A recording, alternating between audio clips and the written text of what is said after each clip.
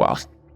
This is something I've been wanting to get off my chest for a while and just kind of come on here and explain why I've been gone for so long. I think it's been like 10 months to a year since I last posted. Every year, millions of kids dream about becoming collegiate athletes. The number of applications that they receive are ridiculous. But behind the highlight reels and jerseys, there's another side no one talks about. Much greater than it was 20, 30 years ago. The pressure to stay silent, the manipulation behind toxic coaching, and the fear of speaking up. And that pressure can be overwhelming. This is the dark reality of college sports, and it's time we change it for the next generation of athletes. Just wanted to read you guys a letter, something that I posted on Instagram a few months back, and kind of give you guys some more context on everything that kind of has happened in my life. I came to St. Mary's at 17 years old, just a kid chasing a dream. I believed Division I soccer would grow me, challenge me, and shape me. And it did, but not in the way I'd hoped. What looked like a college soccer program turned out to be something else. Behind the branding and the gear and the team talks, it felt more like a power trip. In just 2 years, 29 players transferred out, and that doesn't happen by accident. That's what happens when fear, manipulation, and mental exhaustion are repackaged as grit and culture. From day one, I gave everything. I showed up ready because I knew athleticism mattered. I was the fittest player as a freshman. I won a fitness test, then I was told to come back even fitter, so I did. I ran a sub 5 mile in our 3 mile test, won the Stanford fitness test, lifted before lifts, trained before practice, helped with gear, and tried to be the best teammate I could be. I gave up everything because I thought that's what it took to be seen. While others went out and partied, I stayed in, obsessed, alone. And still, it was never enough. 1 week I was told I stayed back too much, so I fixed it. Then it was that I pushed forward too much, so I held back. Then I got yelled at and labeled careless for forgetting to charge a GPS tracker. Eventually, I was told to stop posting on social media or I'd be cut. I'd been posting for years, other teammates posted too, yet they weren't targeted. This wasn't coaching, it was control, a moving target designed to keep us chasing approval we'd never receive. And still, I kept going. Because that's what we're taught as athletes, push through it, right? For 2 years, I isolated myself, no fun, no balance, no going out, because I believed if I wasn't playing, I didn't deserve to be happy. I trained like it was life or death just to be benched, ignored, and criticized, and eventually I started to believe I wasn't enough. I was just 17. My parents sent me there to grow, to be challenged, to be coached the right way. They didn't send me to be broken. They didn't send me to lose myself. And I wasn't the only one. 29 players transferred in 2 years, each left with a story they may never get to tell. Stories of being broken down, dismissed, and overlooked. Most walked away without being understood, because in programs like this, it's easier to label players soft than admit the system failed them. I've talked to players from 10, 15, even 19 years ago from my school, and they told me the same exact stories. The same fear, the same control, the same damage. This has been happening for over a decade and no one has stopped it. When we started transferring out, the truth started to surface. We sat down with student athlete support staff and told them everything. The manipulation, the mind games, the racism, players of color treated differently, and yet nothing changed. And this is what happens when silence is expected from athletes, when speaking up means risking everything, when we're told to stay quiet or lose everything we've worked for. But I'm done being quiet, because silence doesn't protect players, it protects the people who hurt. And I won't be part of that silence anymore. Suicide is now the second leading cause of death among college athletes. And in the last 20 years, over 15% of athlete deaths were by suicide, and the rate has doubled since then. These aren't just statistics. They're kids like me, like my teammates, pushed past breaking, taught to stay silent until it's too late. Athletes deserve more than fear and silence. They deserve to be coached with respect, to grow, to be challenged, and to leave college better, not broken. College sports don't need to be softer, they just need to be healthier. Push us and demand excellence, but don't destroy kids just to see who survives. Because if you destroy the person to build a player, you'll lose both. This is my story, but it's also a story of 29 teammates who walked away, of those who stayed and suffered, and of the next 17-year-old who shows up with stars in their eyes. Let's protect them, let's change this, and let's speak the truth until it can't be ignored.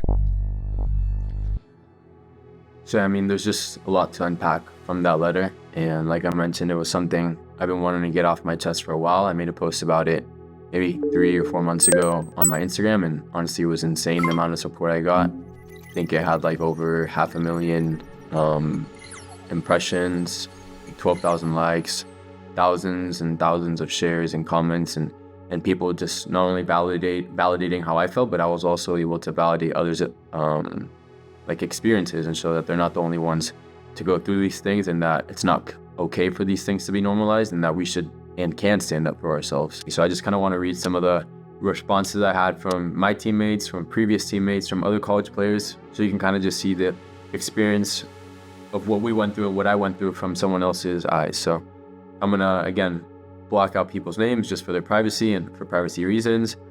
But I'm gonna go ahead and read these messages. I fucking love this, Hector. You're one of the many prime examples of humans being treated horribly by the coaches at SMC. It's completely unreal that they keep getting away with it. I really hope you're doing better now because it hurts me to think about the effort you put in during our time together in Moraga, just to be completely disrespected by the coaches. Thank you for using your platform to address this. Another message. Hector, great post about your time at SMC. I was on the team from 2016 to 2018 and subject to similar bullshit and circumstances by Long story short, I was eventually cut. I'm not going to give more information because I don't want to. Mind you, this is someone who was on the team almost 10 years ago. I don't even know. Crazy that this stuff just keeps on happening in college programs and nothing is done. There's no accountability. Another one of my teammates. Top stuff right there, Hector. That's such a fantastic way of putting out how the experience was. As shitty as it was, I'm so grateful that it brought me to meet so many great people such as yourself. You're a pillar in the community and it's because of all your hard work, man. Stay up. This one is from one of the captains from our team, actually. Hector, man, just wanted to reach out. Takes a lot of courage to speak up, and I think from all of us players, we appreciate you a lot.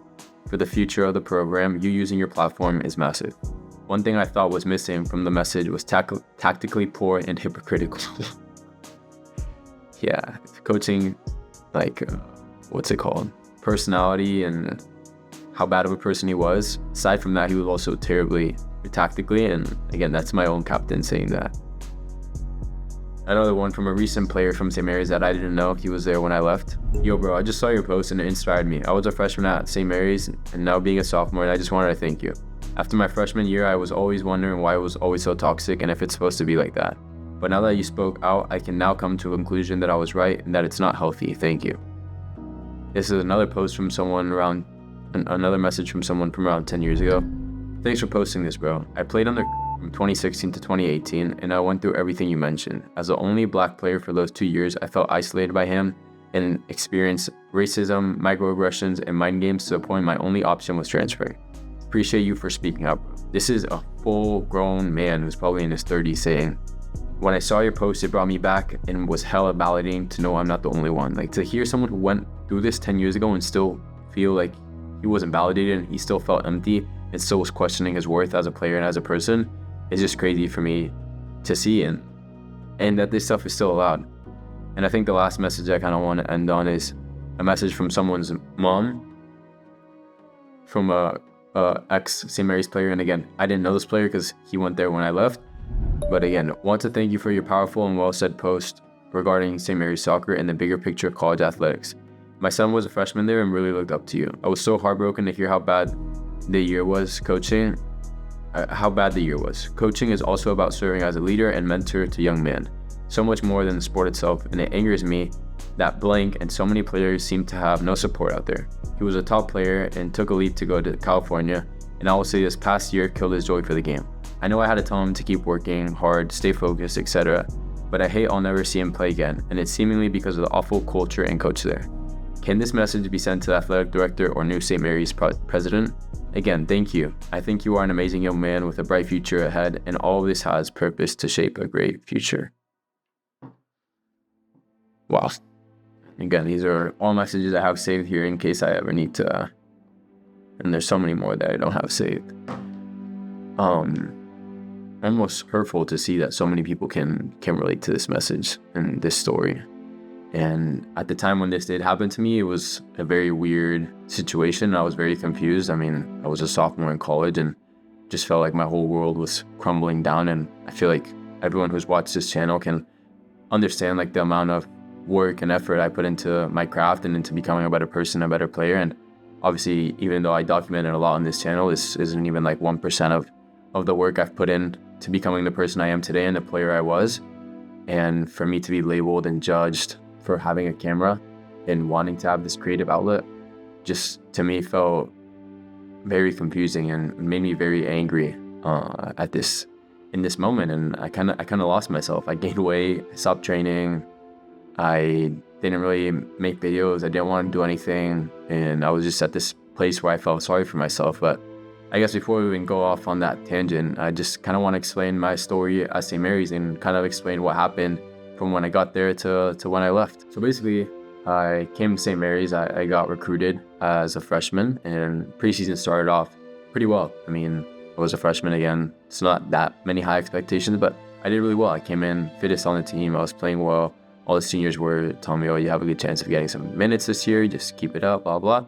And you might feel like you're good enough, which I did. It's just the way the college system works. Maybe there's 1 or 2 freshmen from each class who play, and the rest just get redshirted and benched. And that's just how it goes. And again, I've always been someone who understands coaches, who always gives coaches the benefit of the doubt. And I think this is also why this experience has hurt me so much. But nonetheless, I always look to be like, okay, yeah, my coach knows what he's doing. He's right. That freshman fall, I didn't really play. Again, I trained really hard, showed up early, worked out extra, just wanted to stay on top of everything. And I was doing well. Even though I wasn't playing, I was doing well in practice. And then came spring, and I was told, like, Hector, you can have a big impact this spring on the team, and that kind of solidify your spot for the next fall around. So again, spring was a big chance for me, and I did really well. Remember, I wasn't really, they weren't really looking to play me again, even though I was doing well. And then against this game, we played the Oakland Roots. It was a scrimmage USL championship team. And I came in and instantly just like changed the dynamic of the game. Came in for like the last 30 minutes. And we went forward. I had like 2 pretty good crosses, defended really well. And then from there, I kind of solidified my spot for the rest of that spring. I like started against San Jose. I played a decent amount against USF. And like overall, I had a really solid spring. And the conversation I had with my coaches was really good. They were like, Hector, like, you had a really good spring. Really good progression through your freshman year. Like, we're really happy with where you're at. Again, just like the only thing you maybe need to work on is a little bit of like your defensive consistency. Sometimes you go up too much, but whatever. And then just make sure you come in fit like you always do, and just be the fittest on the team. That's my challenge for you. My coach told that to me. He's like, my challenge for you is be the fittest on the team. And I know you're gonna get minutes. I know you're gonna play, and you're gonna have a spot, not solidified, obviously, because things will move around, but you're gonna have a spot for you at left back. So I was like, perfect.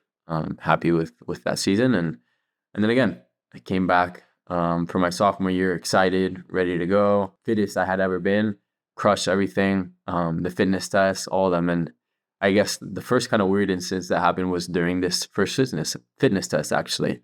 And I was basically challenged to run, it was a 3-mile test. I think the first mile was 6 minutes, 30 seconds. And then we rest for a minute. Second mile is 6 minutes and 15 seconds. Then we rest for a minute. And then the third mile is all out. And I ran this last one, sub 5. Like my coach had challenged me to like run a sub 5. I ran a sub 5. My friends had timed it and everything. Camera cut out. But my teammates and friends had timed it and everything, and I had ran a sub 5. And when I crossed the finish line, my coach says, oh, 5:05 or 5:06, whatever. And it just felt weird because obviously there was someone who had ran faster than a 5:05, 5:06. And I guess it was like this way for him to prove me wrong or do something like that. But just like something so small, it just shows you the integrity and type of person, the integrity that person has and the type of person they are. Like, I don't know.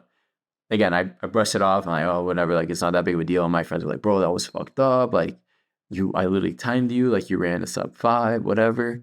But yeah, and then just slowly the season progressed. Didn't really get any good minutes preseason. And then we had the first game of the season. Again, didn't really play that much. Second game of the season. And then we played against Dartmouth. And mind you, I'd probably gone like 10 minutes in the last 2 games, like total. So didn't start the Dartmouth game, and I think we were down 1-0, or we were 0-0, or we were tied. I think we were down 1-0. So I come in at like the 30th minute mark, or 25th, something like that, like halfway into the first half.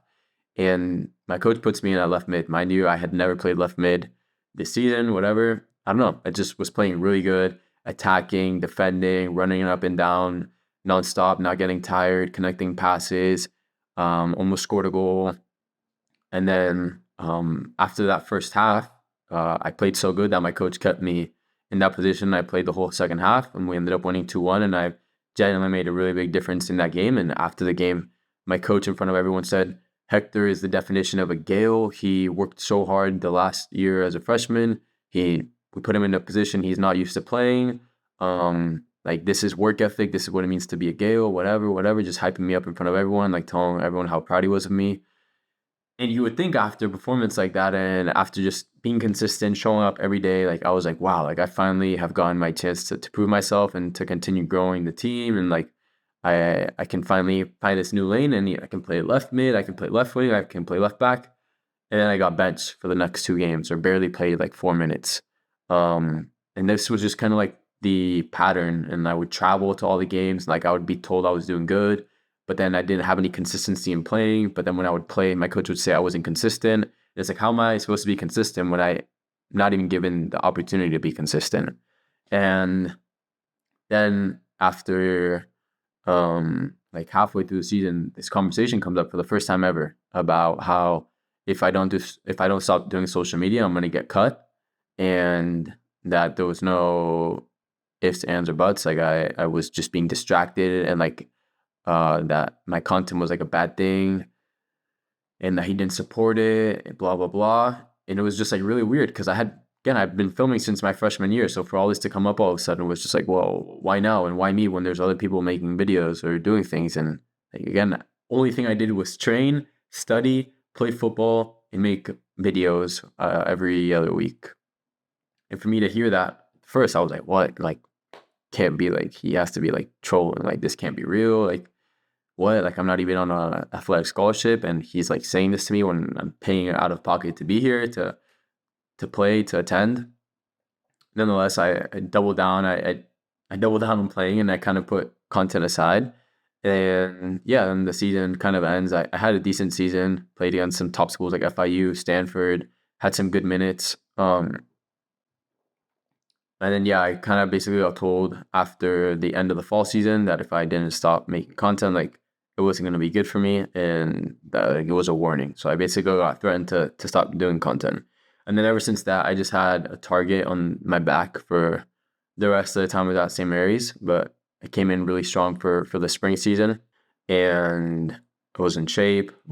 I won all the fitness tests, whatever. And then just like little things started adding up. Like I forgot to put in my tracker, and then he was like, went off on me and told me how this is like the GPS trackers. I forgot to charge it one day, and he just went off on me on how this just shows the type of person I am. Like, how is he supposed to trust me on the field if he can't trust me to charge my tracker? And like, this is just so bad, and how I need to like be more focused and all this type of stuff.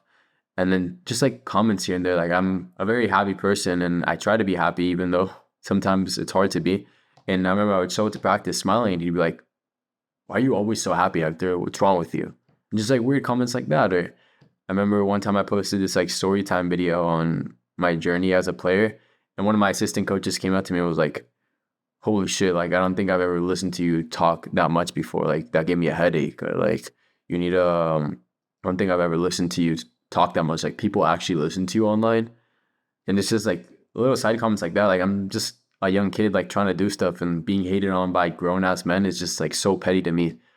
And then there was just like a lot of weird comments that made people feel uncomfortable. Like, not only me, like, we had an assistant coach who was from Cameroon. And I remember one day after practice, he was on his phone, like, just checking something, like, practice was over. Mind you, he's an assistant coach, like, he's a grown man. And our head coach says, what are you doing on your phone? Are you checking your social security just like every other Cameroonian who comes into this country and lies about their age? Are you checking your social security? And something like that. Everyone's like uncomfortably laughing because, like, what are you supposed to do when your coach is like saying out of pocket weird stuff that's like blatantly racist? Or he would tell that same coach, like, can you speak English? I don't speak Cameroonian. Even to me, he would just come up and say stuff in Spanish that just made no sense. It's like, why are you trying to like say these things? Like, it just makes you look like a bad person, like a weird person. And yeah, I don't know. After the spring, it was just all downhill from there, and I started to kind of realize that. And then in my end of the year meeting, I like had made a decision to leave. And I mean, I kind of like lied about the reason I needed to leave because I I wanted to be covered in the portal, and I didn't want them to speak bad about me. So I just like said I needed to leave for personal reasons, like the school. But yeah, the conversation of content just kept coming over and over again. And I remember before I had left, I had this meeting with them, and basically he told me, like, if you don't stop content, we're going to cut you. And I remember I just started bawling my eyes out in the car. Like, I obviously didn't start crying there. I just went to the car, just started crying. Like, my whole world felt like it was crashing. I wish I still had Snapchat, because I took a corny ass picture, and I said, I took a picture on Snapchat, and I was like, I'm going to be the best in the world one day or something like that, with like tears. But yeah, I don't have Snapchat anymore, so I don't have that for evidence anymore. But that was like, it felt like I had just gotten stabbed in the heart, like the way I never felt that much pain before. Like, just think about like all the hard work, just grinding every day nonstop for 2 years, and just be like held to a different standard because you make videos. I still don't understand it to this day, but yeah, I ended up after that just like completely checking out, and I quit the team like a month or two before school ended. And then yeah, so that put me in a really bad place mentally, as you can imagine. And I was in the portal for a while, just kind of seeing like, okay, well, what am I gonna do? I need to go to college, I need to find a school. And then eventually I landed at Elon, which is where I'm at now as a student. I'm no longer on the soccer team, because like 3 or 4 months into playing at Elon, I kind of realized I didn't enjoy playing anymore, and it was like a really weird conclusion to come to. But I guess, I mean, after everything I had went through, I didn't really enjoy playing footy, and it just felt like too much suffering for what it was. And again, I know the old version of me loved football, and I'm still trying to grow and find that passion again, as a fan and outside of being a player. But I think jeopardizing my future for a dream my younger self had, just to make that younger version of myself happy, and not making the future version of myself happy, and not chasing the things that my future self and my current self want, would be very selfish and wrong, even though it hurt my pride to kind of step away, because I had always set this goal that I would be professional no matter what, even if it was just for a year. And I know I could have done it. I know anything I put my mind to, I could have done it, and I can do.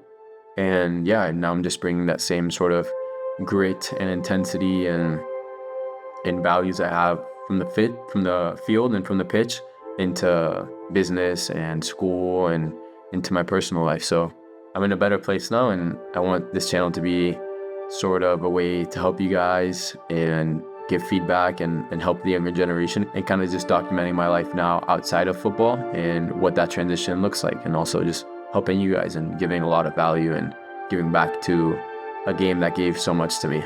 But yeah, I hope you guys enjoyed the video, and again, I'm sorry for the time it took me to put this out, and it just felt like now was the right time. And again, I'm sorry for being gone for so long, but you guys are going to be seeing a lot more of me. And yeah, peace guys, and hope you have a good one.